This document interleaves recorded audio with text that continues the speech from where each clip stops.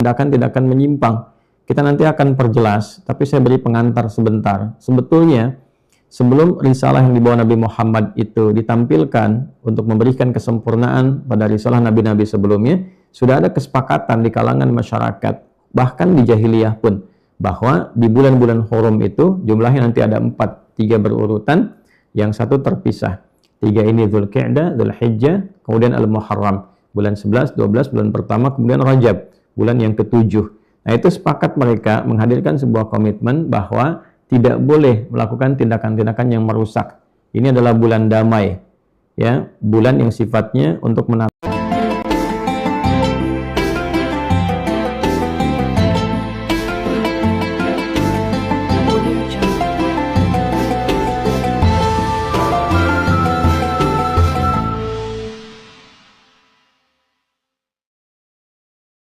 Semoga kita semua, khususnya di hari ini, diberikan rahmat Allah Subhanahu wa Ta'ala yang membimbing kehidupan kita di dunia ini dalam beraktivitas, dan dengan itu dinilai baik oleh Allah sehingga kita dapat berpulang kepada Allah dalam keadaan yang mulia. Amin ya rabbal alamin. Alhamdulillah, di hari ini kita telah memasuki tanggal 8 Rajab, di antara bulan yang diistimewakan di dalam Al-Quran, ada isyaratnya dan diperjelas dalam hadis Nabi Sallallahu Alaihi Wasallam tentang keutamaannya. Dengan itulah kemudian dasar kajian kita di subuh kali ini waktu Indonesia Barat dibangun untuk memberikan satu penjelasan berdasarkan keterangan dalam Al-Quran dan juga hadis-hadis Nabi Muhammad SAW yang panjang untuk persiapan ada kehidupan baru, transit di alam kubur, kemudian dihisab, mengevaluasi amal saat di dunia untuk menentukan tempat di akhirat yang sejati. Kita berharap ingin mendapatkan surga, maka Al-Quran memberikan pesan yang dalam kepada kita. Sejak di dunia, siapkanlah bekal itu sebelum engkau berpindah pada tempat berikutnya, pelabuhan berikutnya. Demikian hukum kehidupan. Ketika kita akan berpindah tempat, tentu kita akan menyiapkan bekal terbaik ke tempat yang akan kita tuju. Anda dari Indonesia misalnya akan berangkat, taruhlah kemudian umrah saja misalnya. Bukankah dengan umrah itu Anda menabung, menyiapkan bekal? Pun demikian ketika akan jalan-jalan, ada sebagian mengisi waktu liburan. Saya melihat ada yang berangkat ke Jepang, ada yang berangkat ke Korea, ada yang berangkat ke Turki, ada yang mengisi dengan ibadah di tempat-tempat seperti tadi saya sampaikan, misalnya ke Mekah, ke Madinah. Tak mungkin berangkat kalau tidak ada bekalnya. Maka kita tarik logika ini untuk menempatkan pada logika kehidupan kita. Logika kehidupan kita mengatakan bahwa setelah meninggalkan dunia, kita akan berpindah ke tempat lain, di pelabuhan lain.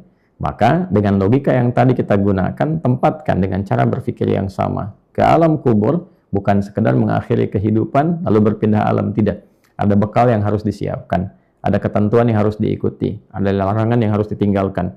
Tidak semaunya kita masuk ke Jepang misalnya. Ada ketentuan berlaku, syaratnya, ketentuannya, cara masuknya, bahkan visanya, bahkan juga mungkin ada seleksinya, dan seterusnya, seterusnya. Lalu ketika tiba di sana harus mematuhi aturan. Tidak sembarangan kita berkeinginan menempatkan aturan kita di sini, ditempatkan di tempat lain. Demikian alam kubur punya aturannya, akhirat punya aturannya. Dan Islam datang membawa visi yang terukur dengan durasi yang panjang. Hendaklah setiap kita yang beriman mempertaruhkan keimanan kita dan membuktikannya untuk meningkatkan takwa kepada Allah. Di antara ciri orang takwa itu selalu punya agenda kehidupan yang terukur dan panjang. Saat ini kita berada di bulan Rajab.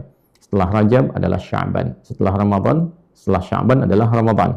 Rajab, Sya'ban, Ramadan. Demikian Syawal, kemudian Dzulqa'dah, Dzulhijjah, seterusnya berputar kembali selama 12 bulan. Setahun kita berputar. Bagaimana Islam memberikan pedoman? Bagaimana Islam memberikan penguatan dan korelasi setiap bulan dengan bulan lainnya? Itulah materi yang akan kita kaji di pertemuan subuh ini, waktu Indonesia bagian Barat. Kita mulai teman-teman dari Al-Quran terlebih dahulu. Seperti biasa, kita berupaya untuk menggali pedoman-pedoman berkehidupan yang terdapat dalam Al-Quran. Saya beberapa hari ini mencoba berpikir lebih realistis. Kadang-kadang kita lebih banyak meluangkan waktu untuk mengakses informasi duniawi. Buka media sosial, buka informasi di online, buka juga WhatsApp, Instagram, mengakses berbagai macam informasi yang kadang-kadang tidak penting. Kadang-kadang juga banyak hal yang tidak kita butuhkan. Nah, Al-Quran adalah pedoman hidup kita yang betul-betul kita butuhkan. Solusi dari beragam persoalan yang kita hadapi ada di sini. Berbagai macam harapan-harapan yang kita inginkan ada di sini. Penjelasannya ada dalam hadis Nabi SAW. Bahkan ditunjukkan dalam kehidupan beliau dengan menampilkan peran yang sangat beragam. Itulah sebabnya Nabi menjadi teladan dari semua aspek kehidupan. Karena semua peran Allah titipkan pada beliau untuk ditunjukkan. Supaya kita bisa dituntun dan kita bisa menonton. Jadi tontonan itu sekaligus menjadi tuntunan. Ayat yang akan kita kaji adalah ayat ke-36 di surah At-Taubah atau juga surah Al-Bara'ah. Ditemukan di mushaf standar halaman 192 di kiri sebelah bawah. Baik teman-teman sekalian, kita akan memulai, kita ambil bagian pembuka ayatnya. Allah Subhanahu wa taala berfirman, A'udzubillahi minasyaitonirrajim. Bismillahirrahmanirrahim. Inna 'iddatasy syuhuri 'indallahi 12 syahran fi kitabillah. Yauma khalaqas samawati wal arda minha arba'atun hurum. Dzalika ad-dinul qayyim fala tadhlimu fihinna anfusakum. Wa qatilul musyrikina kaffatan kama yuqatilunakum kaffah wa'lamu annallaha ma'al muttaqin. Al-Quran surah ke-9 At-Taubah atau Al-Bara'ah di ayat ke-36. Disebut Al-Bara'ah karena di dalamnya ada izin dari Allah Subhanahu wa taala yang memberikan kesempatan pada insan beriman untuk mempertahankan diri dari serangan-serangan militer yang dilakukan oleh orang-orang yang membenci Nabi, pengikutnya dan dakwahnya. Maka para pembenci ini ketika menghadirkan tindakan yang ekstrim untuk menghancurkan yang sangat membawa dampak yang buruk, maka di saat yang bersamaan izin ini diberikan untuk membela diri, mempertahankan bangsa, wilayah, dan keyakinan. Sekaligus berlepas diri dari tindakan-tindakan ekstrim, tindakan-tindakan destruktif yang menghancurkan, yang tentu tidak dimiliki oleh orang-orang beriman berupa sifat-sifat demikian. Maka bara'atum minallah, maka lahirlah kemudian keputusan dari Allah Subhanahu wa taala memberikan izin untuk berlepas diri dari berbagai sifat-sifat yang ekstrim yang merusak tanpa dasar, sekaligus memberikan juga izin untuk mempertahankan diri secara militer dari serangan-serangan yang tadi dimaksudkan. At-Taubah memberikan juga kepada kita gambaran bahwa di antara semua tindakan-tindakan itu yang ringan, yang menengah, ataupun juga tindakan keras ditujukan untuk mengembalikan kita pada jalan yang benar. Bukan untuk melukai, bukan untuk menghancurkan apalagi, tapi mengembalikan pada jalan kebenaran, jalan yang diridhai, jalan yang membimbing kita pada kebahagiaan, harmoni, dan kemudahan dalam berkehidupan. Kembali kepada jalan yang benar untuk menjadi lebih baik, itu disebut dengan taubat. Dari taba, yatubu, taubatan. Jadi kata taubat itu bukan hanya memberikan isyarat sebuah makna bahwa menghindarkan kesalahan, kembali menuju kebaikan, betul di satu makna. Tapi makna terdalamnya adalah berupaya untuk kembali meniti jalan yang benar. Dan meniti jalan yang benar itu butuh perjuangan. Terkadang perjuangannya ringan, menengah, ataupun seperti ditampilkan di ayat ini, kadang-kadang mesti juga direspon sesuai dengan kadarnya. Mungkin juga di dalamnya ada tindakan-tindakan yang tegas. Tapi bukan untuk memberikan dampak kehancuran dari niat yang buruk, tapi mempertahankan nilai kebaikan yang dengan itu harus dilakukan. Di ayat yang ke-36 memberikan satu turunan korelasi dari penjelasan sejarah secara singkat tadi. Jadi surat ini secara umumnya turun saat kondisi umat Islam pada masa itu mengalami tekanan-tekanan yang sangat luar biasa secara fisik khususnya dari berbagai arah. Di awal masa mempraktekkan nilai-nilai kedamaian, nilai persatuan. Jadi untuk bersatu itu perlu perjuangan. Untuk mencapai kedamaian itu perlu perjuangan. Untuk mencapai kemajuan itu harus berjuang. Bangsa yang kuat, bangsa yang maju adalah bangsa yang telah melewati beragam bentuk ujian, perjuangan, dan tantangan. Jadi kalau dalam konteks keindonesiaan mau ditarik, Indonesia ingin maju, Indonesia ingin makmur, maka harus berani rakyatnya, masyarakatnya menghadapi berbagai macam tantangan kehidupan. Ada tantangan pengetahuan, harus pintar, belajar yang benar, bukan hanya mengumpulkan informasi. Kalau wacana itu kemudian diperoleh dengan informasi, maka hanya akan jadi pembicaraan, hanya akan jadi pajangan saja. Ya, saya mengajar di Pascasarjana untuk S3 itu tentang wacana, analisis wacana kritis. Ya, semua bisa jadi wacana, orang bicara wacana. Jadi pengumpulan informasi di dunia pendidikan melahirkan apa? Wacana. Tapi kalau wacana itu ingin dipraktikkan dalam kehidupan, maka harus kita uji ya dengan menghadapi berbagai macam tantangan. Pengetahuan itu dihadirkan untuk mengatasi berbagai macam problem, menghadirkan solusi. Nah, itu akan menciptakan suasana kemajuan. Jadi kalau kita punya tekad yang kuat, mempraktekkan keilmuan yang bagus, menghadapi tantangan yang ada, maka semakin cepat mengantarkan kepada kemajuan. Nah, kembali ke sini, dalam konteks itulah kemudian ayat-ayat ini turun, memberikan keterangan, menyiapkan agenda, dan kemudian Allah berfirman, Inna iddatash syuhuri indallahi 12 syahran fi kitabillah. Sungguh, tetapkan pada hatimu yang paling dalam, jangan pernah meragukan. Itu fungsi inna. Saya sering kali menguatkan makna ini untuk memberikan sebuah keyakinan pada jiwa bahwa seluruh ragam kata, bahkan huruf yang menyusun Al-Quran itu punya kedalaman makna yang sangat luar biasa. Karena sifatnya mu'jizat. Maka harus dipahami berdasarkan pemahaman gramatikal bahasanya. Di bahasa Arab itu huruf inna bukan sekedar menjadikan kalimat setelahnya berharokat fathah jika tunggal, atau juga bisa dengan ya dalam bentuknya kasrah seperti in di ujungnya. Ini untuk cepat saja. Jika memang bentuknya plural, menunjukkan pada konteks mudzakkar. Nah, dan seterusnya. Namun memberikan penguatan makna supaya ditanamkan pada hati yang paling dalam, jangan goyah. Artinya informasi ini penting. Ya, saking pentingnya kita diminta yakin. Yakinkanlah inna iddatash syuhuri indallahi, bahwa jumlah bilangan bulan yang telah ditetapkan oleh Allah dalam setahun berputar itu 12 syahran fi kitabillah, berjumlah 12 bulan dalam ketetapan di kitab Allah Subhanahu wa taala. Yauma khalaqas samawati wal ard, sejak awal diciptakannya langit dan bumi. Jadi sejak lapis-lapis langit diciptakan, demikian juga dengan bumi, Allah sudah membuat sebuah sistem. Jadi ada sistem ruang, ada sistem waktu. Sistem ruangnya ada langit, ada bumi, kan? Kemudian sistem waktunya dalam peredaran itu, perputaran kehidupan itu, maka ditunjukkan kepada kita secara umum ada 12 bulan yang mengiringi perjalanan makhluk berkehidupan di ruang-ruang tadi. Nah, Allah pencipta ruang, pencipta waktu, tidak disifati dengan ruang dan waktu. Jadi tidak bisa kita mensifati Allah dengan bertempat, ya, sekaligus juga berwaktu, karena pencipta tidak disifati ya dengan apa yang diciptakannya. Jadi Allah menciptakan ruang, lapis-lapis langit, kemudian juga bumi, lalu mengisi kehidupan di dalamnya diiringi dengan waktu. Jadi ada ruang dan waktu.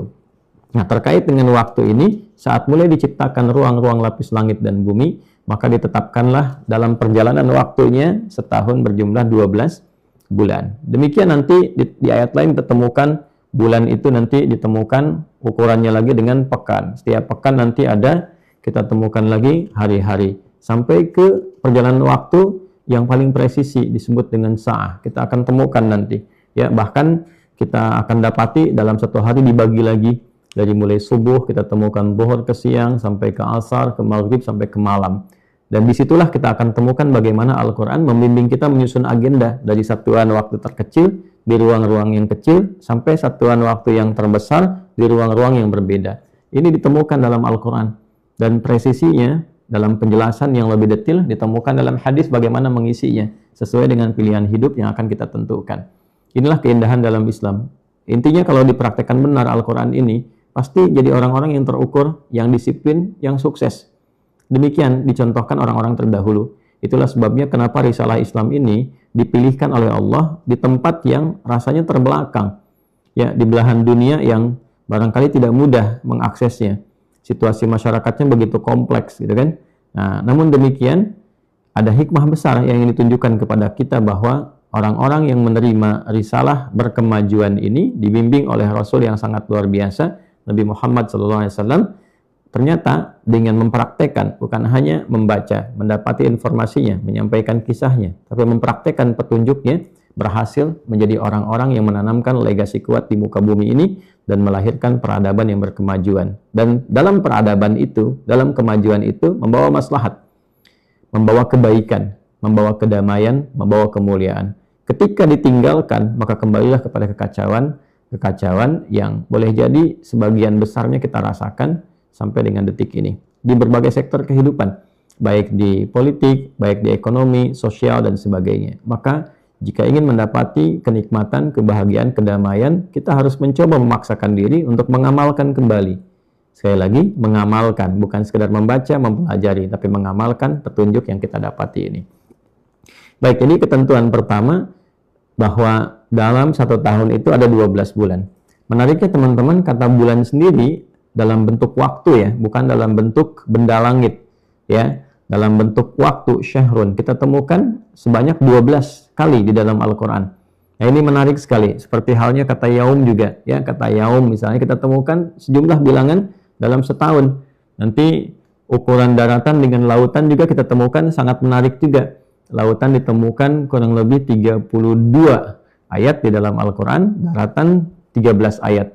Jumlahnya 45. Kalau dijadikan persentasenya 100%, ya 32/100 ya, kemudian ya, kita kalikan ke 45, kita dapati kurang lebih 71%, ya, kurang lebih 71%, 71,1 atau 0,2 lah gitu ya. Nah, kalau 13 ya kita kalikan lagi ya, dikalikan per 45 tadi ya, dikalikan 100 ya, 13/45 tadi 32/45 dikalikan 100, kita dapati 28,8 atau 29%. Dan data menunjukkan di alam ini bahwa lautan itu sekitar 71% dan daratan kurang lebih 29%. Jadi senafas sekali. Dan ini bukan cocok logi. Tidak mungkin ada satu ayat, satu kitab yang menyampaikan isyarat tentang daratan dan lautan dari luas keduanya, kecuali dari pencipta yang maha mengetahui akan ciptaannya. Jadi setahun ada 12 bulan. Dan hukum ini sudah ditetapkan sejak penciptaan lapis-lapis langit dan bumi. Jadi ruangnya diciptakan, iringan waktunya juga disampaikan. Nah, tugas kita, bagaimana kita menjalani hidup di ruang itu. Misalnya kita sekarang sedang ada di lapis bumi, kan? Ya, ada kehidupan di lapis bumi, ada kehidupan di lapis langit. Ruang-ruang itu akan terisi. Nah, sekarang waktu yang berada di ruang itu seperti apa konsepnya? Allah sampaikan pada kita dalam kehidupan ini, setahun ada 12 bulan. Bagaimana kita menata aktivitas dalam 12 bulan itu poinnya. Ya, di bulan A, bulan B, bulan C, terus sampai 12 ini beriringan. Nah, untuk mendapatkan keterangan itu, kita kembalikan dulu ke sini. Ya, Allah menyampaikan, kemudian, minha arba'atun hurum. Nah, dalam 12 itu ada 4 bulan yang disebut dengan bulan hurum. Jadi, Al-Quran di sini membagi, saya pernah meneliti ini dalam berbagai turunan tafsir juga, kemudian mendapati satu bagian kesimpulan dari bagian-bagian lain tentu yang mengisi dan melengkapi. Sangat menarik bahwa boleh jadi kita bisa bagi dalam setahun ini pada 4 bulan utama. Jadi ada 4 bulan hurum untuk bulan evaluasi, ya, bulan muhasabah kalau istilah anak-anak sekarang, kan? Bulan untuk mengevaluasi diri, bulan untuk berkontemplasi, kemudian nanti ada bulan-bulan juga yang kita dapatkan untuk beramal, dengan mengumpulkan hasil evaluasi ini untuk menciptakan peluang-peluang beramal soleh. Ya, dan selanjutnya ada bulan-bulan berekspresi, mendapatkan kebahagiaan, mendapatkan hari raya, dengan mendapatkan interaksi yang memberikan kedamaian, kenyamanan, ruang-ruang yang sifatnya lebih memberikan dorongan kepada kita untuk berbahagia, seperti Idul Fitri, Idul Adha, dan turunan-turunan lainnya. Nah, dzalika ad-dinul qayyim, maka itulah konsep agama yang lurus, itulah tuntunan agama, pedoman kehidupan yang benar, yang terukur. Jadi, Islam ini disebut ad-din, Quran surah ketiga ayat 19, innad dina 'indallahil Islam. Nah, din yang benar itu di sini diisyaratkan mengajarkan kepada pedoman hidup yang lurus, yang terukur. Nah, Islam memberikan satu penawaran positif yang menekankan keteraturan, bahwa jangan sampai hidup manusia ini, apalagi orang beriman, tidak teratur. Bikin agenda, jangan cuma dituliskan di buku, jadi buku agenda, tidak. Agenda kehidupan yang kita bawa. Nah, Islam membawa sebuah pedoman hidup. Dalam 12 bulan ini, Anda mesti terukur dan teratur. Hidup Anda mesti ditata. Apa yang Anda rencanakan untuk hari esok? Apa yang disiapkan untuk sekarang? Ini agama yang benar. Ini agama yang lurus. Bikin kegiatan yang terukur dengan pola. Misal, Al-Quran menawarkan di sini dengan ketentuan yang sifatnya mengikat, tentu bagi orang beriman. Ya, yang belum beriman bisa belajar untuk mengetahui dan mendalami. Misal dalam 12 bulan dibagi 4 bagian, ya kan? Dari 4 bagian ini kerjakan X, 4 bagian selanjutnya kerjakan Y, 4 berikutnya kerjakan Z. Maka keteraturan itu akan lebih terasa. Ya, dalam pola ini kita ambil terapkan di kehidupan harian. Misal bagi orang Islam bisa mendapatkan 5 pembagian waktu berdasarkan waktu sholat misalnya. Ya, dari sekarang tadi selesai kita subuh. Sekarang dari subuh ke zuhur mau mengerjakan apa? Bikin agenda. Zuhur ke asar apa yang dilakukan? Asar ke maghrib apa yang direncanakan? Maghrib ke isya apa yang disiapkan? Kemudian isya sampai ketemu subuh lagi, bagaimana membangun kualitas aktivitas malam yang baik sekaligus mengisi tidur yang terukur. Nah, ini yang harusnya dihadirkan pada setiap diri dan kehidupan orang-orang beriman. Nah, fala tazlimu fihinna anfusakum, maka khusus di 4 bulan ini ada aturan-aturan kontemplasi memperbaiki diri yang terjaga dari perbuatan-perbuatan buruk. Maka janganlah Anda berbuat tindakan kriminal, perbuatan yang menyimpang di 4 bulan itu. Nanti kita akan lihat keterangan tafsirnya. Waqatilul musyrikina kaffatan kama yuqatilunakum kaffah. Nah, ini nggak boleh dipotong ya terjemahannya, teman-teman sekalian. Ya, maka jikapun ada orang-orang yang ekstrim memerangi engkau dari kalangan orang-orang menyimpang yang menyekutukan Tuhan. Dulu di masa ayat ini turun, tadi saya buka di awal kan, ada tindakan-tindakan menyimpang. Kita nanti akan perjelas, tapi saya beri pengantar sebentar. Sebetulnya sebelum risalah yang dibawa Nabi Muhammad itu ditampilkan untuk memberikan kesempurnaan pada risalah nabi-nabi sebelumnya, sudah ada kesepakatan di kalangan masyarakat, bahkan di jahiliyah pun, bahwa di bulan-bulan hurum itu jumlahnya nanti ada 4, 3 berurutan, yang satu terpisah. 3 ini Dzulqa'dah, Dzulhijjah, kemudian Al-Muharram, bulan 11, 12, bulan pertama, kemudian Rajab, bulan yang ke-7. Nah, itu sepakat mereka menghadirkan sebuah komitmen bahwa tidak boleh melakukan tindakan-tindakan yang merusak. Ini adalah bulan damai. Ya, bulan yang sifatnya untuk menata kembali bagian dari perenungan, bagian dari kontemplasi, tidak boleh dirusak. Nah, tapi ada sebagian mereka justru yang menodai kesepakatan itu, sampai melakukan tindakan penyerangan terhadap orang Islam di bulan itu. Sementara ada klausul yang menghadirkan komitmen untuk menghormati. Nah, dalam dilema inilah bagaimana umat Islam diserang di waktu-waktu yang seharusnya menjadi damai. Apa yang harus dilakukan? Kalau tidak diizinkan untuk bertahan setidaknya, maka dampak destruktif yang ada ini akan menghancurkan. Maka turunlah kemudian ayat ini untuk memberikan izin membela, mempertahankan diri dari serangan-serangan yang sifatnya merusak. Maka dalam kondisi yang seharusnya ada kesepakatan damai, kemudian gencatan senjata, gencatan untuk dari tindakan kriminal yang diharapkan harusnya ada situasi damai, kemudian dilanggar dan itu membahayakan, boleh mempertahankan diri.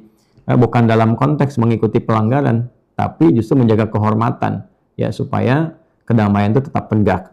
Nah, maka turunlah kemudian izin di sini. Ini nggak boleh dipotong. Kadang sebagian orang yang memiliki kepentingan parsial mencoba memotong ayat-ayat Quran sesuai dengan keinginannya, bukan menempatkan pada konteksnya.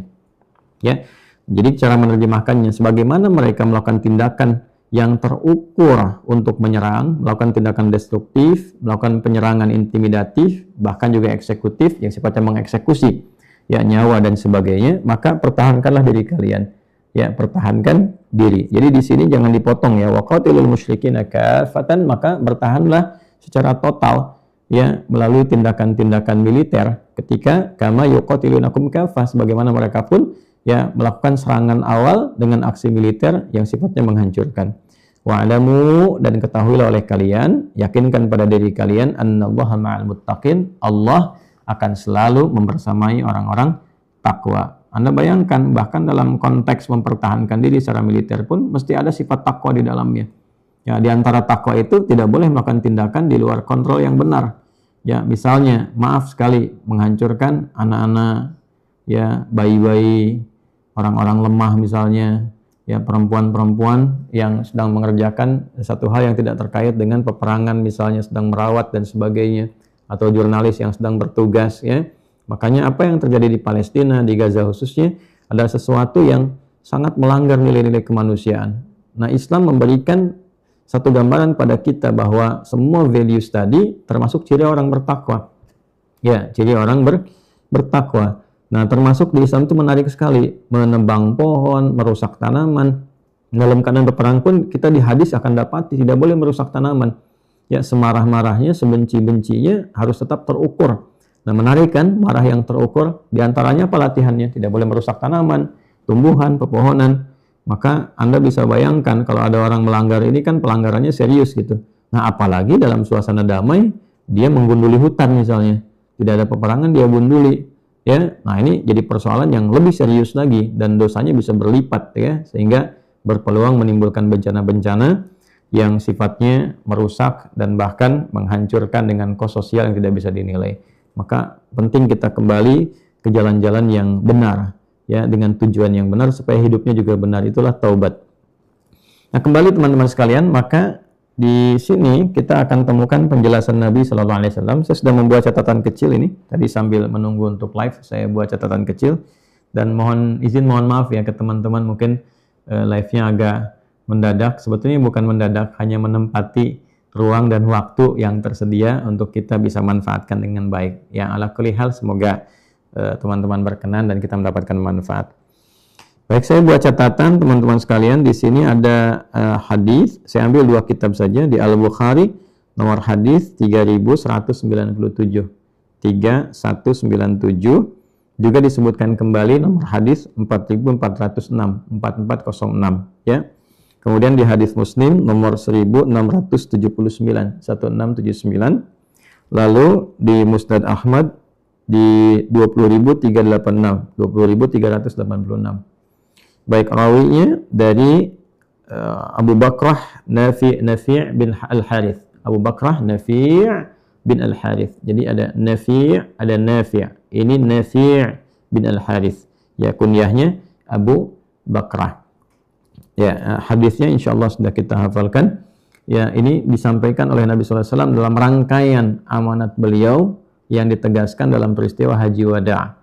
Dalam peristiwa Haji Wada' yang juga pengantar pada perpisahannya Nabi SAW yang telah melengkapi tugas beliau secara sempurna di muka bumi ini dan sekaligus menjadi tanda bahwa beliau akan berpulang.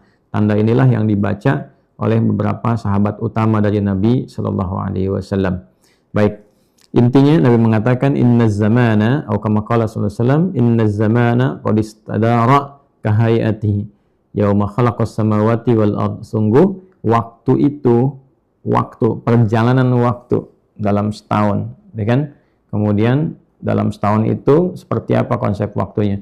Inna zamana qad istadara kahayatihi yauma khalaqas samawati wal arda minha arba'atun hurum. Sungguh perjalanan waktu itu yang mengisi ruang kehidupan telah ditetapkan oleh Allah Subhanahu wa taala, akan berputar, qad istadara, akan berputar kahayati, seperti pola yang telah Allah tetapkan. Jadi begitu aja. Seperti Anda lihat jam dinding, jam tangan, juga jam-jam yang lainnya. Dipasang di dinding jadi jam dinding, dipasang di tangan jadi jam tangan. Bayangkan kalau dipasang di atap jadi jam atap. Ya, intinya kan ada jam menunjukkan kepada waktu. Anda lihat kan berputarnya begitu saja kan. Jadi tidak ada yang berubah dalam perputaran itu. Ya, berputar aja begini. Yang berubah itu aktivitas kitanya. Allah tetapkan dalam pergantian waktu berputarnya itu, ya, siang dan malam berganti. Inna fi khalqis samawati wal ardi wa ikhtilafil laili wan nahar. Jadi suasananya berganti, tapi waktunya berputar begitu saja. Pergantiannya ini perpindahan. Tak terus berputar. Itu namanya istadara. Ya, berputar. Kahayati seperti ini ditetapkan. Jadi Allah telah menetapkan perjalanan waktu seperti itu aja, waktu berjalan terus berputar. Nanti yang membedakan keadaan di ruang tempat kita beraktivitas adalah aktivitas kita sendiri dan tatanan alam yang telah Allah tetapkan. Begitu waktu berputar sampai ke satu titik malam, titik lagi siang, demikian seterusnya. Nah, yang menjadikan suasana berubah, apakah siang ini saya berada di ruangan tertutup, siang besok berada di ruangan terbuka, adalah rencana-rencana kita. Jadi kalau nggak punya rencana, ya seperti itu saja. Coba Anda diam aja di satu tempat, nggak melakukan apapun. Nggak usah lama sampai besok pagi lagi, 1 menit saja. Ya, akan terasa nggak nyaman di situ saja. Kalau ingin ada perubahan, Anda bergerak. Kalau ingin Anda perubahan dalam kehidupan, Anda berinovasi. Nah, tentu inovasi yang bagus itu berdasarkan pedoman, berdasarkan acuan. Al-Quran menampilkan diri sebagai petunjuk berkehidupan, hudal linnas, pedoman berkehidupan, supaya hidup ini lebih terisi, ya, lebih terarah kepada segala hal yang baik. Kreativitasnya diarahkan untuk membangun dan menghadirkan suasana kemakmuran yang mencerahkan. Itulah Al-Quran. Nah, jadi amanat Nabi saat haji wada itu Nabi mengatakan manfaatkan waktu dengan baik. Poinnya itulah kesimpulannya. Ya, karena saat kita berkehidupan Allah menciptakan perjalanan waktu. Nah, isilah itu dengan rencana. Ya, dan itu ditetapkan oleh Allah sejak mencipta lapis-lapis langit dan bumi. Minha arba'atul hurum. Ya, jadi dari 12 itu as-sanatu 12 syahran minha arba'atul hurum. Jadi kata Nabi, dalam perjalanan waktu yang berputar itu, ya, setahun ada 12 bulan. As-sanatu 12 syahran. Dalam perjalanan waktu itu membentuk tahunan, setahun ada 12 bulan. Persis menerangkan ini. Jadi dari ayat Al-Quran ini diterangkan oleh hadis Nabi, referensi yang tadi saya sebutkan baik di Al-Bukhari, di Muslim, juga di Musnad Ahmad, setahun ada 12 bulan. Betul sekali. Anda boleh komparasikan untuk tujuan belajar. Anda bisa buka misalnya kitab-kitab suci di agama lain atau keyakinan lain, coba dilihat, ya, ada nggak yang menarik seperti yang ditampilkan Al-Quran ini, mengajak kita untuk berpikir, merencanakan kehidupan, dan menyampaikan informasi yang sangat presisi. Setahun 12 bulan, rencananya seperti apa? Menata waktu ini supaya terukur dan terarah dengan baik. Ini untuk pelajaran saja, ya, supaya kita menambah keyakinan tentang kebenaran Al-Quran sebagai firman Allah. Itu poinnya bagi umat Islam. Nah, kembali teman-teman sekalian, ini juga salah satu yang menetapkan Nabi Muhammad sebagai seorang Rasul yang benar. Ya, bagaimana seorang Nabi bisa menjelaskan ini? Dengan latar belakang keadaan beliau yang ummi, tidak pernah belajar formal, nggak pernah sekolah, gitu kan? Ya, tidak pernah belajar baca tulis, tapi bisa menghadirkan informasi yang sifatnya terukur dan panduan-panduan kehidupan yang nyata. Kalau bukan Nabi, Rasul itu mustahil. Dan banyak sekali hal-hal lain yang memberikan penguatan dan pembuktian tentang itu. Kembali lagi ke sini teman-teman sekalian, ke hadis ya. Minha arba'atun hurum, dari 12 itu ada 4 bulan hurum. Nah, tadi saya sudah ungkapkan bahwa pola di dalam Islam itu coba diberi contoh, dibagi. Dalam 12 misalnya dibagi 4 untuk merencanakan aktivitas A. Nanti 4 lagi B, 4 lagi C. Nah, 4 ini ada yang disebut bulan hurum. Ya, bulan evaluasi. Bulan untuk bisa menata diri menjadi pribadi yang lebih baik. Ya, hurum itu juga seakar dengan kata hurmah, seakar juga dengan kata hukum haram. Baik ya. Nah, jadi hurum ada menunjuk pada bentuknya yang jamak, plural, ya, dirinci oleh Nabi. Salasun mutawaliyat, 3 berurutan bulan hurum ini. Ya, Dzulqa'dah bulan ke-11, Dzulhijjah bulan ke-12, Al-Muharram bulan pertama di dalam kalender hijrah. Baru kemudian teman-teman sekalian fokus pada poinnya, ya, baru Rajab Mudhar ma baina Jumada wa Sya'ban, dan bulan Rajab, ya, yang telah dijaga komitmennya oleh suku Mudhar. Nah, kenapa penting disebutkan Mudhar ini? Karena ada beberapa suku yang lain yang menodai, ya, kemuliaan di bulan ini. Jadi kadang-kadang kalau sudah masuk Rajab misalnya, mereka coba samarkan nih keadaan Rajab ini dengan suasana bulan lain, seakan-akan ingin mengambil keringanan, seakan-akan keringanan yang dimaksud adalah menyalahi komitmen, ketentuan, ya, sehingga bahkan ada yang mengatakan, udahlah sekarang kita nodai dulu, nanti ganti lagi Rajabnya di tempat yang lain. Ya, kalau diambil misalnya yang seharusnya sekarang ini gencatan senjatanya pindah aja. Yang seharusnya nggak boleh melakukan tindakan kriminal untuk evaluasi, ntar di bulan lain aja, sekarang lakukan dulu. Nah, itu ada suku-suku yang demikian, yang komitmen menjaga kemuliaan, kesucian bulan ini adalah suku Mudhar. Makanya disebutkan Rajab Mudhar, dan Rajab yang dijaga komitmen kebaikannya oleh suku Mudhar, yang letaknya antara bulan Jumada, bulan ke-6, dan Sya'ban, bulan ke-8. Itu bulan yang ke-7. Dan kita sekarang berada di dalam bulan itu. Nah, ini poin yang kita dapatkan dari kesimpulan perjalanan tadi.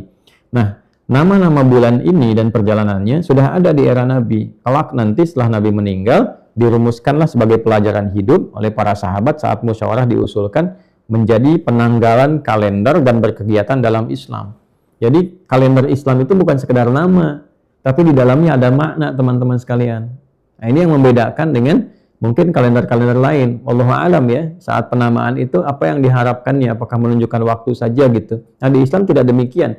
Bukan sekedar menunjukkan perjalanan waktu, tapi ada isyarat, pedoman berkehidupan. Kalau kamu di bulan ini, amalannya ini.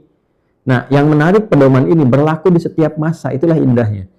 Ya, selalu menampilkan perubahan ke arah yang positif. Nah, perubahan ke arah yang positif dengan mengatasi segala tantangan dan rintangannya disebut hijrah namanya.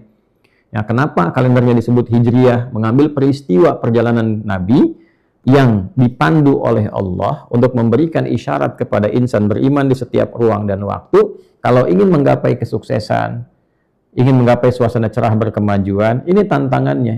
Ini caranya, ini polanya, mesti mau berubah, mesti mau bergerak, mesti mau memperbaiki diri, mesti berani menghadapi tantangan, ya. Nah, dengan itulah kemudian kemajuan didapatkan sampai tercipta suasana Al-Madinah Al-Munawwarah. Demikian hidup kita pun kalau ingin sukses, ya kita secara pribadi mesti mau bergerak, jangan banyak diam.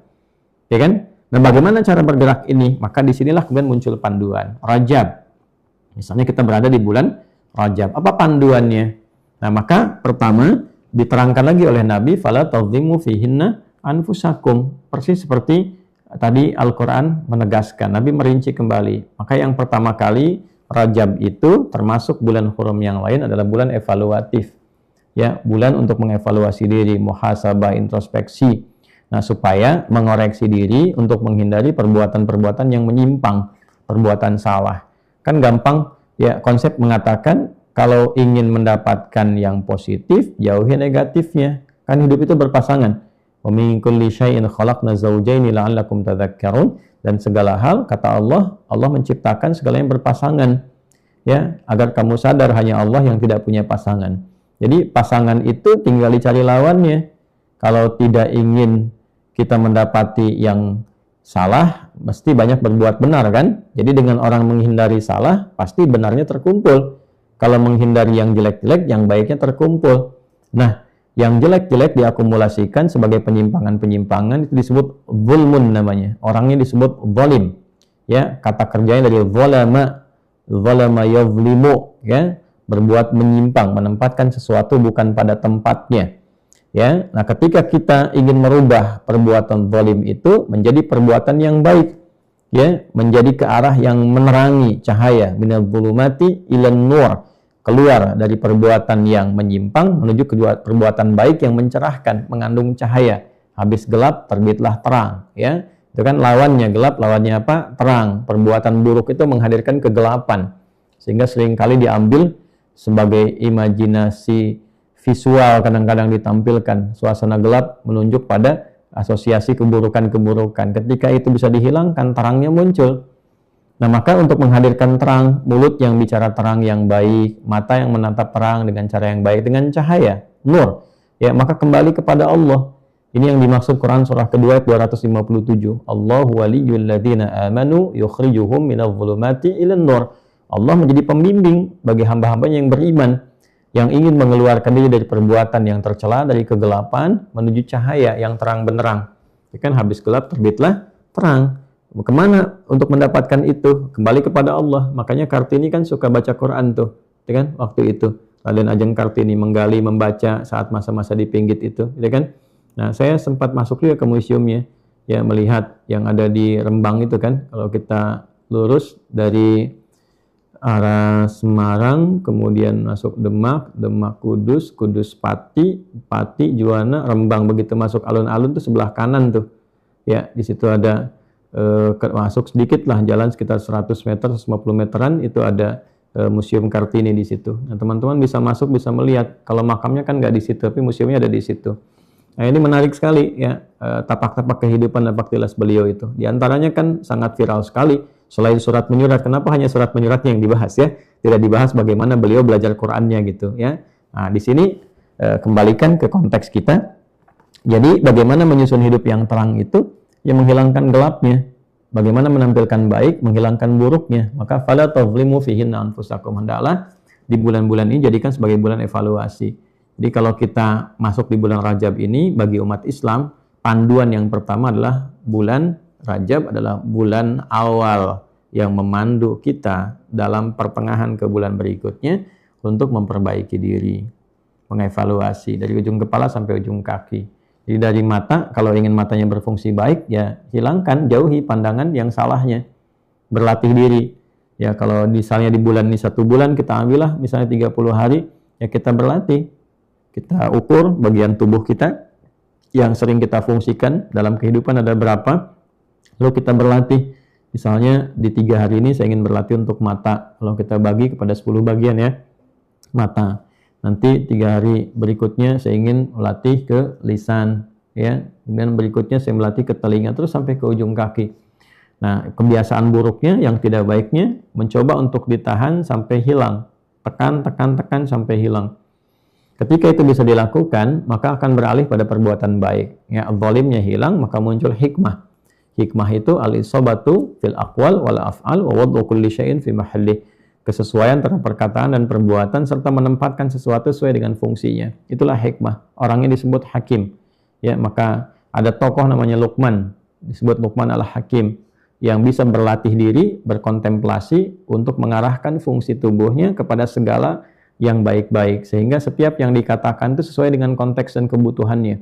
Ya kan? Apa yang dilakukan sesuai dengan keadaannya. Maka muncullah sifat bijaksana. Hakim itu dari hikmah, tingkat pengetahuan yang berhasil memandu pemiliknya untuk menempatkan diri pada setiap ruang sesuai dengan kebutuhannya. Makanya orang sering katakan bijak, kan bijak itu sebetulnya buahnya, hasilnya, ya. Sedangkan akumulasi pengetahuan disebut oleh hikmah. Jadi hikmah itu membimbing kepada kebijaksanaan. Makanya di Pancasila sila keempat itu kan dipisahkan kerakyatan yang dipimpin oleh hikmat. Nah, kebijaksanaan dalam permusyawaratan perwakilan, kerakyatan dipimpin oleh hikmah. Artinya apa? Ya, nilai kerakyatan itu menjadi demokratis ketika baik wakilnya terutama ya dan juga masyarakatnya berupaya mendapatkan hikmah. Ya, jadi mencari wakil yang punya hikmah, kualitas ilmu yang baik ya ketika dibagi komisi-komisinya sesuai dengan kepakarannya, sesuai dengan ilmunya dan bisa menempatkan ilmu itu secara bijak mewakili kepentingan konstituennya.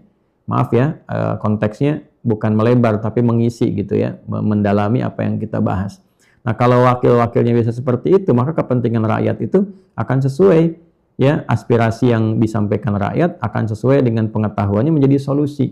Nah, ini poinnya. Demikian rakyatnya pun mesti ada hikmat, sehingga lahirlah kebijaksanaan. Dan dimusyawarahkanlah itu nilai kebijaksanaan sehingga menjadi kebutuhan kolektif, kebijaksanaan kolektif, ya, yang diwakili dengan sosok-sosok tertentu.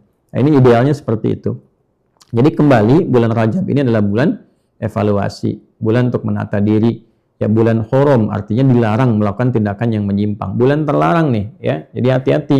Ibnu Abbas radhiyallahu taala anhuma termasuk di antara sahabat junior yang kelak menjadi seorang pakar begawan di bidang Al-Qur'an dengan doa Nabi, Allahumma faqihu fiddin wa alimhu ta'wil, memahami banyak hal terkait hukum-hukum, menjadi mufti dalam usia yang sangat muda. Di zamannya Umar bin Khattab radhiyallahu taala anhu menjadi seorang pemimpin, khalifah sepeninggal Nabi SAW, beliau yang dalam keadaan masih muda pun seringkali diminta fatwanya, ya, pendapat-pendapat yang sangat menguatkan dan itu mendapatkan pujian di kalangan sahabat. Nah, Ibnu Abbas radhiyallahu taala anhuma termasuk sahabat yang mengoleksi informasi-informasi penting seputar Rajab ini. Sampai di antara fatwa beliau yang terkenal di kalangan ulama itu, jika ada seorang yang sengaja menodai kemuliaan Rajab ini dengan melakukan tindakan yang menyimpang, maka dosanya 2 kali lipat dibandingkan dengan waktu-waktu biasa. Ya, misal di waktu biasa pun selain Rajab kan dilarang kita berbuat maksiat. Nah, ini bulan Rajab, bulan menata diri, ya, bulan menata diri, turun keterangan langsung untuk menata, menghindari perbuatan menyimpang. Dia sengaja berbuat menyimpang, itu dosanya lebih 2 kali lipat tuh. Makanya orang jahiliyah, sejahiliyahnya jahiliyah. Nah, itu ya, boleh bikin status kalau mau tuh. Jahiliyahnya orang-orang jahiliyah, tetap mereka menghormati bulan Rajab untuk menahan diri dari perbuatan menyimpang. Jadi kalau di bulan Rajab ini masih ada yang korupsi. Nah, itu keterlaluannya bukan sekedar keterlaluan plus itu. Ya, jadi dosanya pun plus. Ada yang menipu, gitu kan. Nah, hati-hati ya teman-teman sekalian. Nah, masuk dalam suasana ini kita mengevaluasi diri. Semua bagusnya bertobat. Bulan ini bulan taubat untuk semua. Di Islam itu banyak sekali ya isyarat-isyarat perbaikan. Ini taubat. Kalau mau kita katakan taubat, Islam jelas ada waktunya, ada ruangnya, jelas panduannya. Semua bertobat ya, bertobat pada jalan-jalan yang terbaik. Ya setidaknya kita bisa mengambil momentum terus untuk bersatu, menata kehidupan dari mulai skala kecil ya, dari ruang-ruang yang kecil pada diri kita, di keluarga, sampai kehidupan berbangsa, bernegara. Ya, sehingga dengan suasana tobat yang kolektif itu diarahkan semangatnya untuk membangun. Setidaknya kita sekarang arahkan energinya untuk membersamai di tempat-tempat, di ruang-ruang, dari lapis-lapis wilayah negara Kesatuan Republik Indonesia ini yang membutuhkan perhatian, dukungan, dan kebersamaan kita semua. Tentu saja semua kita butuh dukungan. Tapi kita membutuhkan satu ruang yang dengan itu dukungan itu secara kolektif bisa kita jadikan sebagai momentum untuk menjalin persatuan. Ya, seperti sekarang keadaan di Sumatera misalnya teman-teman sekalian ya. Saya sering ingatkan video saya terakhir bahwa ini sebentar lagi Ramadan. Kalau energinya tidak terarah kepada yang terukur ya, secara kolektif kita tidak bisa menyatu, tapi masing-masing terlepas dari berbagai kepentingannya, maka hasilnya pun saya kira tidak akan maksimal. Tapi kalau kita bisa mitigasikan, misalnya ini teman-teman dan kita semua ya yang saling membantu secara kolektif, akan lebih bagus duduk bersama. Mungkin saran saya BNPB itu bisa mengundang ya, BNPB, Basarnas, stakeholder pemerintahan bisa mengundang tuh influencer-influencer itu, termasuk tokoh-tokoh yang punya basis massa yang kuat, yang didengar, untuk duduk sama-sama lalu memetakan sih persoalan yang belum tuntasnya apa gitu ya, lalu kemudian bersama-sama saling melengkapi gitu ya, daripada satu-satu bikin pernyataan ini begini. Mungkin akan ada baiknya, tentu akan ada baiknya, tapi kalau pekerjaan kolektif itu insya Allah hasilnya juga akan lebih baik. Tentu kita menghadirkan niat-niat yang positif untuk semuanya. Nah, terlepas itu pula jangan sampai situasi seperti itu dimanfaatkan untuk berbuat yang tidak baik. Ya, hati-hati juga ya teman-teman nih yang saya ingatkan, yang menghimpun-himpun misalnya dana, donasi, ini nggak cukup dengan semangat, harus presisi. Ya, saya mengamati di lapangan, teman-teman sekalian, seringkali didapati situasi yang sangat tidak ideal gitu. Jadi ada semangat menghimpun, tapi tidak terukur dalam mendistribusikan. Ya, kita lihat beberapa di lapangan itu ada orang-orang bingung karena dipesan dari orang-orang yang menghimpun donasi, kemudian dipesan alat-alat tertentu atau benda tertentu ke lapangan aja tanpa mereka tahu harus kemana gitu. Ada alat berat yang tiba-tiba masuk ke satu daerah gitu kan, tiba-tiba ketemu, mereka bingung. Yang penting kami harus selama 12 jam ada di sini. Nggak tahu mereka harus kemana, ngerjakan apa gitu, karena harus bikin laporan dan sebagainya, ya kan? Ada yang di lapangan kemudian melakukan apa saja, kadang juga ada yang kurang sehat juga gitu, yang harusnya masyarakat dididik untuk menghasilkan rasa persatuan ya, ini diberikan uang dan sebagainya gitu kan, hanya mengerjakan satu hal lalu uang digelontorkan, foto-foto, laporan. Nah, saya kira semacam itu harus dihindari lah. Saya juga lihat ada, sampai tadi malam saya lihat tuh ada yang cuplik-cuplik video saya, hati-hati ya, hati-hati. Kemudian di situ menghadirkan ajakan berdonasi. Nah, saya tidak bertanggung jawab karena kami tidak melakukan kerjasama dengan pihak manapun dari influencer-influencer ya atau lembaga-lembaga tertentu. Kecuali di lapangan kami berkoordinasi ya dengan pihak TNI, Polri yang berwenang di sekitarannya untuk bisa mengetahui apa yang telah dikerjakan, apa yang belum terjangkau, apa yang bisa kita sumbangsihkan, terus apa yang kemudian kita temukan di lapangan, kita koordinasikan sehingga saling melengkapi. Ya, saya temukan ada beberapa di antaranya platform ini ya, mohon maaf ya dengan segala hormat tuh, saya lihat ada apa ya, teman baik .id itu apa tuh ya, di Instagramnya ada memotong video saya tuh dan mengajak tuh. Saya tidak pernah berkoordinasi juga, tidak pernah berkolaborasi juga, tidak ada pemberitahuan juga teman-teman sekalian.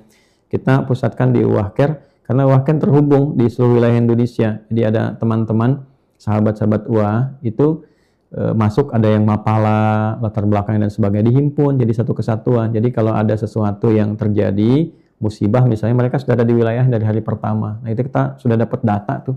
Ya, data-datanya juga terkoordinasi, mirip yang didapatkan di BNPB dan sebagainya. Beberapa bahkan karena putra daerah langsung update dan seterusnya. Nah dari situlah mitigasi itu kita buat pemetaan dulu.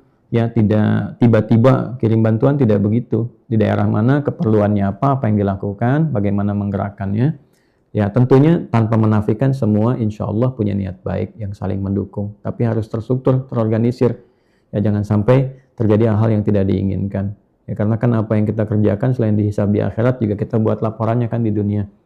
Nah, jadi teman-teman, saling mendukung, saling menguatkan itu poinnya lah. Jangan sampai ada niat yang baik tapi dilakukan dengan cara yang tidak baik. Nah, jadi akhirnya hal itu merambat pada sesuatu yang bermasalah di kemudian hari. Baik, inilah Rajab. Jadi ada pola evaluasi untuk kita. Poinnya adalah bagaimana di bulan Rajab ini panduannya membuat kita menjadi lebih baik. Caranya simpel, tinggalkan segala hal yang tidak baik. Berupaya meninggalkan segala hal yang membuat fungsi diri ini menjadi tidak baik. Bahasa Qur'annya fala tadhlimu fihinna anfusakum. Jangan engkau celakai dirimu, celakai tubuhmu di waktu-waktu itu. Mencelakai diri itu dengan cara menggunakan fungsi tubuh pada yang tidak baik. Lisan bicara tak baik gitu kan, telinga mendengar yang tak baik. Ini sesuatu yang tidak positif. Maka Rajab adalah awal kita di penghujung bulan-bulan berikutnya, karena nyambung nanti ke Sya'ban, nyambung nanti ke Ramadan. Itu bulan evaluasi yang terus naik levelnya, sehingga nanti ketika selesai di Ramadan, mentransformasikan seseorang itu menjadi pribadi yang lebih baik gitu. Ya, menjadi paripurna kemuliaannya, sehingga naik, berkembang, ya, lebih banyak kebaikan-kebaikannya di bulan yang berikutnya, yaitu Syawal. Nanti Dzulqa'dah, tambah lagi. Jadi kalau kita sambungkan setelah ini, masuk berikutnya kan Sya'ban, Ramadan, Syawal, Dzulqa'dah, latihan lagi terus 3 bulan beruntut untuk yang bulan berikutnya. Nah, ini sesuatu yang sangat menarik. Nah, bagaimana cara kita bisa melatih diri untuk mengevaluasi?